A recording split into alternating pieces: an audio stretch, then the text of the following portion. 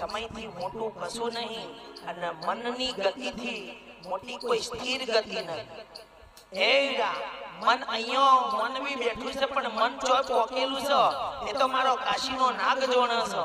પછી આ વાવેતરમાં જેને ભોપવું હોય અલગથી ઇતિહાસના કોને લખે ના સમજવું હોય એ કઈ નહીં હું તો લખુની મેળવીશું.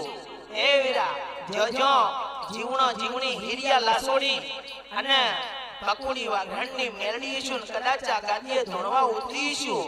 તો એ વીરા સમય જશે ફળ જશે કે મનવીઓ જોઈતા ભાઈ કોઈનો સમય બનીને આવશે.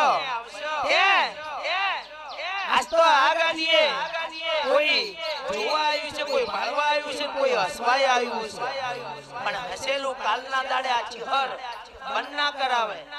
હે વીરા પછી મનનો વર્તો મનમાં જ રહી જાય. જગતના ઇતિહાસના કોને લખાવા મેળવી ઉતરીશું. લખવું હોય લખ્યો અને જોય સ્ટેટસ મૂકવું હોય મારું મેળવીનું મૂકજો કે હું લખુની મેળવીશું.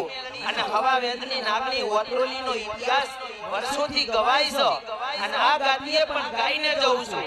પછી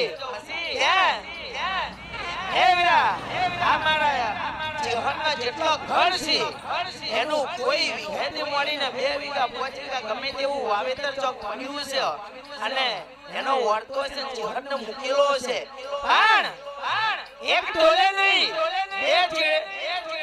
એકલે નહીં વીરા જે દાડે વળશે ચિહર તે દાડે વાસ્તે ગાસ્તે વળશે. પણ દુશ્મન ગમે તે જગ્યાએ બેઠો છે પણ કદાચ આ ચિહર મોભારે ચડીને ભૂસકો ના મારે તો મારું નામ લખુની મેળવી નહીં.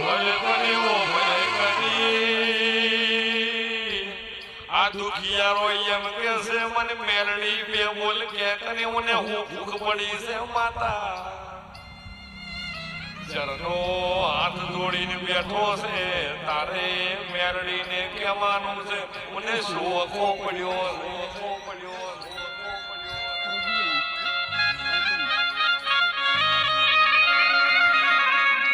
ભાજા બધા કા ઘાઘરા સિવાય રહેતી જ નથી. હે દેવરાજ